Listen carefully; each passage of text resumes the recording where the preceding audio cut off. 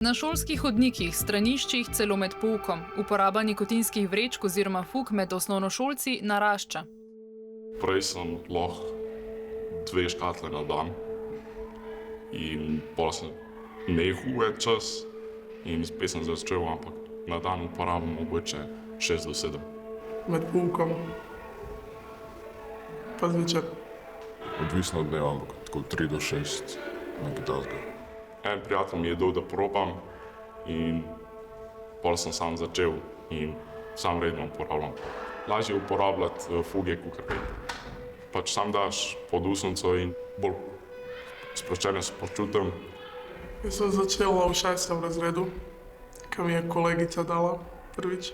Lahko v razredu uporabljam in pol pač ne pride dim ven.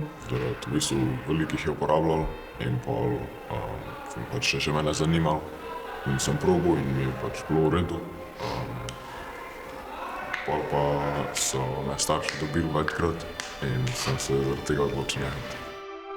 Pravzaprav predstavlja izjemno velik problem pri nas v osnovni šoli. Gre namreč za obliko jemanja prepovedanih substanc, če tako rečemo, ki je relativno težko detektirana. Sicer vidimo malenkost našobljene ustnice, ampak pregled tovrstnih učencev, da pregledamo, če imajo fuge ali ne, je pa malenkost problematično, vsaj s strani strokovnih delavcev. Da vse več osnovnošolcev uporablja fuge, opažajo tudi učitelji. Opozarjajo, da je otrok, ki fuge uživajo že v času osnovne šole, verjetno več, kot si predstavljamo. Le redki učenci si upajo priznati, da imajo težavo in poiščejo pomoč. Konkretno sem imela v lanskem letu 2 primera, pa letos tudi 2 primera. Gre za fante, se pravi ne dekleta, za fantovsko populacijo, ko so sami videli, da imajo težavo, predvsem gre za stres, za občutek, da to potrebujejo. Eni povedo, da je prevelik pritisk na področju ocenjevanja, da je preveč testov, da se morajo preveč učiti, da nimajo nobenega prostega časa. Drugi povedo, da je tudi družba, da so prijatelji, morajo biti morajo probati, ker če on ne proba, ko njegovi vrstniki to probavajo, je potem izločen iz družbe in mora seveda fitati oziroma se vključiti v to družbo. Na trgu sta sicer na voljo 2 vrsti fug, rjave in bele. Obe vrsti se uporabljata v ustih. Ustavita se med zgornjo dlesen in ustnico, kjer se počasi raztapljata. Razlika pa je v vsebini. Rjave fuge vsebujejo tobak, bele pa nikotin. Ugotavljamo, da se odstotek uporabnikov teh novejših izdelkov strmo zvišuje in da se pravzaprav odstotek uporabnikov tistih, ki uporabljajo katerikoli izdelek s tobakom ali pa nikotinom, močno povečal. Kot opozarjajo na NIJZ, uporaba obeh izdelkov škoduje zdravju. Uporaba rjavih fug lahko povzroči bolezni dlesni in zob, raka ustne votline, možgansko kap in sladkorno bolezen tipa 2. Pri uporabi belih fug pa zdravstvene posledice še niso v celoti znane, saj so na trgu šele kratek čas. Zaradi vsebine lahko povzročijo srčno-žilna in različna rakava obolenja, pa tudi vrtoglavico ali slabost. Bele fuge pa so nevarne tudi zaradi vsebnosti nikotina, ki povzroča zasvojenost. Pri mladoletnih je ta še bolj nevaren. V tem obdobju se zelo intenzivno razvijajo možgani in nikotin posega v ta razvoj, tako da lahko privede tudi do trajnih škodljivih posledic, recimo na miselne sposobnosti, potem motenj v delovnem spominu, razpoloženju, koncentraciji, zvišane impulzivnosti, tesnobnosti. Obenem se pa zviša tudi tveganje, da nekdo posega pravzaprav tudi po drugih psihoaktivnih snoveh, se pravi alkoholu, pa prepovedanih drogah. Pa navadil sem se že tako sam, ko mi zapaše, pač vzamem, in to je to. Prvič, ko sem vzela, sem je vrtel, to je to. In potem je bilo boljše? Ja. Pač peče me tako prvo minuto, pol je v redu. Pač slabo mi je bilo, malo mi se je vrtel in to je to. Ko več začneš pač vzemati fuge, se pač navadiš na občutek in pol te sam sproščaj. V prvem tednu sem jih dal več noter in mi je bilo slabo. V lanskem šolskem letu smo imeli zelo velike težave, predvsem z predmetno stopnjo, se pravi, to so učenci starejši.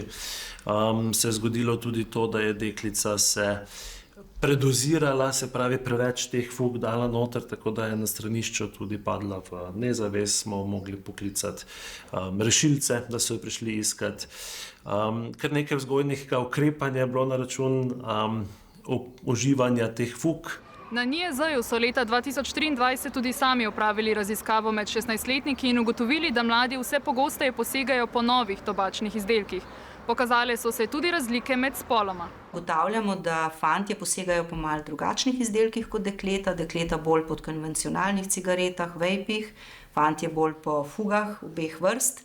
Tako da se tukaj razlikujejo, kar je pa nas še posebej tudi, bom rekla, morda ne presenetilo, predvsem pa zaskrbelo je pa to, da so dekleta prehitela fante v odstotku uporabe kateregakoli tobačnega pa nikotinskega izdelka.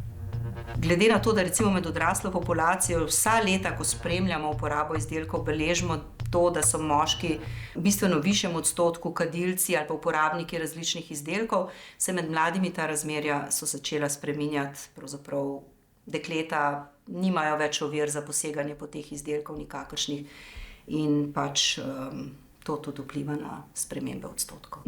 In zakaj so fuge med mladimi tako priljubljene? Najpogostejši odgovor je, da so cenovno ugodne in preprosto dostopne. Na trafiki isto pridem in prodajo. Oni so že navajeni in ponavadi sam dajo škatlo, brez da karkoli rečeš. Je 5 evrov, nek tega 4 neki. Zelo pogosto mladi dojemajo nikotinske vrečke kot boljšo, bolj dostopno ali pa varnejšo alternativo kajenju. Predvsem zaradi nekih specifičnih lastnosti fug, nimajo neprijetnega vonja, na drugi strani imajo še prijeten nek okus ali pa vonj, pa dostopne in v uporabi so lahko kadarkoli med poukom, ne rabiš si vzeti pavze, ne rabiš se izjemno skrivati pred tem, da bi te starejše osebe opazile. In to so vse neke lastnosti izdelka, ki ga delajo bolj dostopnega, pri čemer treba opozoriti, da to so ključne lastnosti, na katere cilja tobačna industrija, da lahko izdelke lažje ponudi mladim.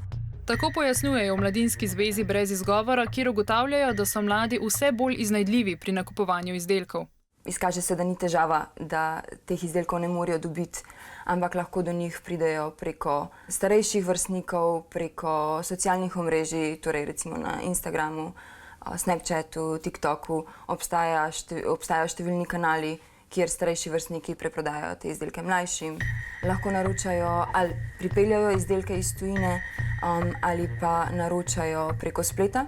Ob nakupu se osebni dokument ne preverja in da ob prodaji oziroma prevzemu teh izdelkov tudi ne preverijo dostavljalci nekih osebnih dokumentov, s katerimi bi preverjali starost.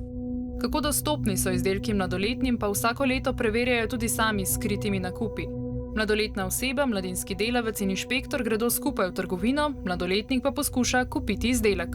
Letos so opravili okoli 50 skritih nakupov, pri več kot 30 nakupih so mladoletnikom tobačni izdelek tudi prodali. Kot ugotavljajo, prodajalci pogosto kršijo prepoved prodaje mladoletnim, kar dodatno otežuje nadzor nad uporabo. V primerih, ko je izdelek prodan, večinoma prodajalci ne vprašajo po dokumentu. V manjšem procentu tega gre za to, da prodajalec vpraša, pa narobe izračuna starost. Opažajo, da se je v primerjavi z lani sicer zmanjšala prodaja elektronskih cigaret, kar je verjetno posledica lani sprejetih ukrepov, prepovedi arom v elektronskih cigaretah oziroma vejpih. Če želimo, da bi se vsaj med mladimi zmanjšala še uporaba fug, bi morali podobni ukrepi veljati tudi zanje.